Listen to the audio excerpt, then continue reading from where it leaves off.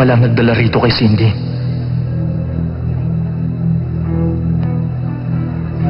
Sila na ba ng lalaking yon?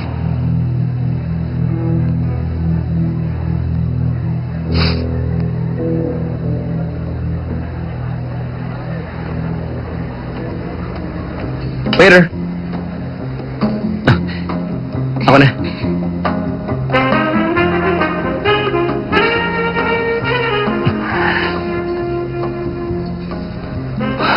Bakit ganun ka-sexy ang suot niya?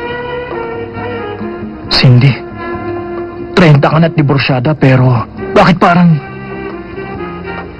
gumaganda ka? Thank you. Thanks. Gutom na ako. Hoy,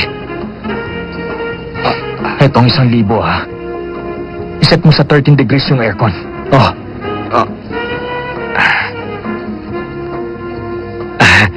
Kung dadagdagan mo to, itatapat ko yung aircon sa babaeng yun.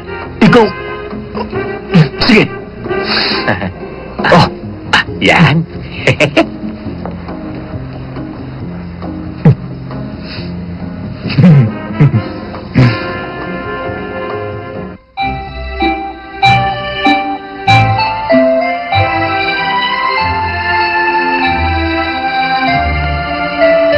Ngayon ay importanteng araw para sa amin ng partner kong si Elaine. Sa wakas, pumayag na siyang mag-date kami. Mas maganda ka ngayon. Nakipag-date ka sa akin dahil gusto mo ako. Mas bagay sa'yo na kalugay. Sana magawa mo rin akong mahalin. Bakit pinilit mo sarili mo magbago? Pag malungkot ka, nararamdaman ko. Sino ka ba? Kilala ba kita?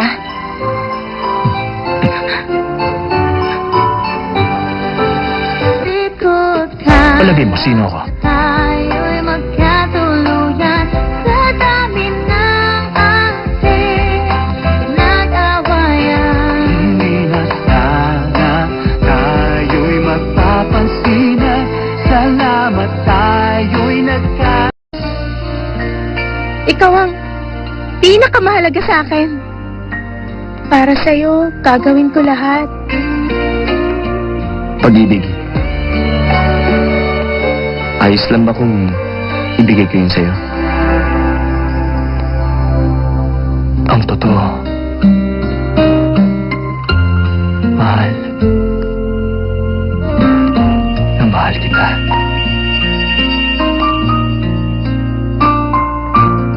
Tikman mo to.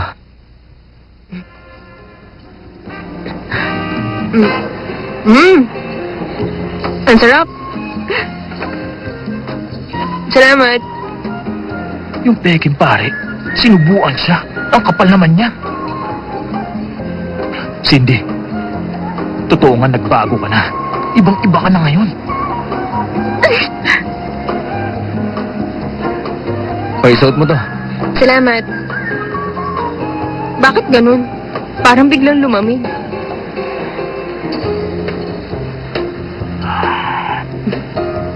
Mainit ah. Oo.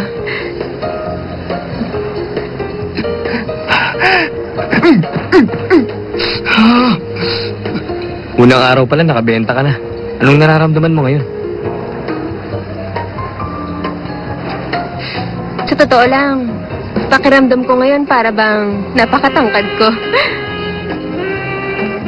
Di mo gets?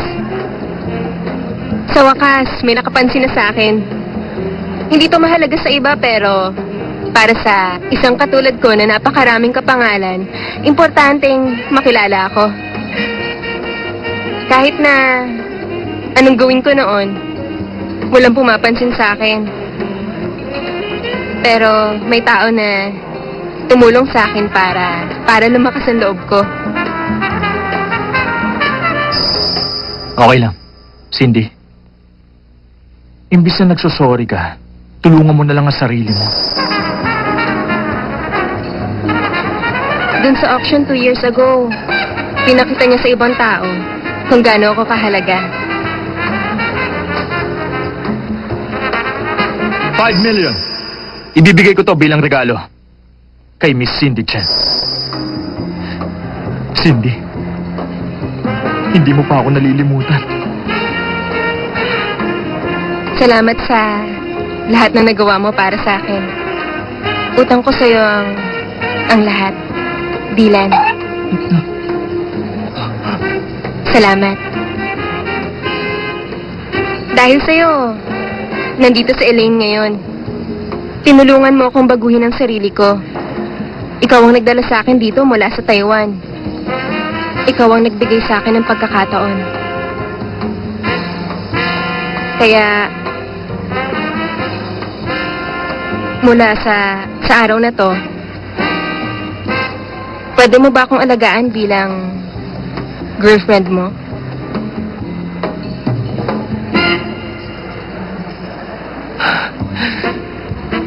Cindy, nakakainis. Limot mo na ba? Ako ang unang tao na pumansin sa'yo. Pinalakas ko rin ang loob mo. Bakit siya ka nagpapasalamat sa peging pari na yan? Imposibleng nakalimutan mo na ako ng ganun lang. Kailangan mawala siya sa landas ko.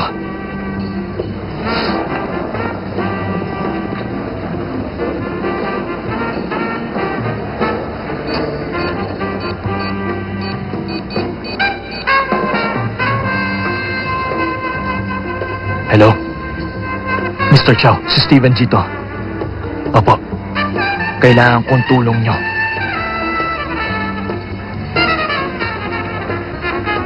Dahil tinulungan kitang magsimula ulit, kaya mo sinasabi yan? Teka, bakit pakiramdam ko napipilitan ka lang na sabihin yan? Hindi Mali ka dyan. Okay, kung totoo nga yan, ayos lang sa'yo sabihin natin sa iba, hindi ba? Ha? Tara.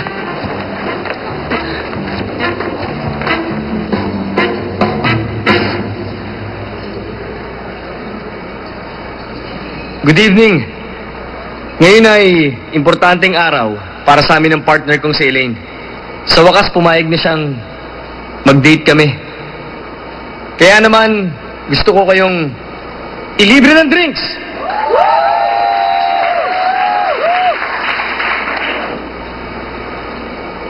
Gusto ko magpasalamat sa dalawang tao.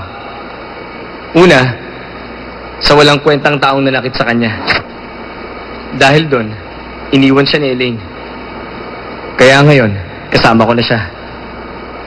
Pangalawa, sa bumili ng artwork niya. Binigyan kanya ng lakas ng loob para magpatuloy. Ako na pinakamaswerteng tao. Ang engot ko talaga. Elaine, sabihin mo, nakipag-date ka sa akin dahil gusto mo ako, di ba?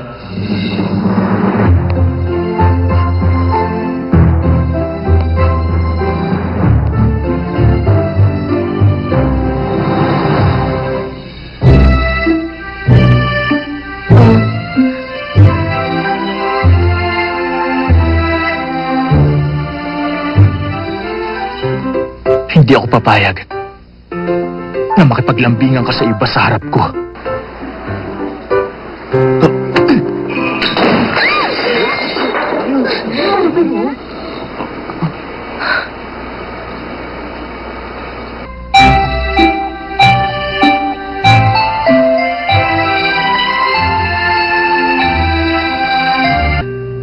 Nararamdaman ko.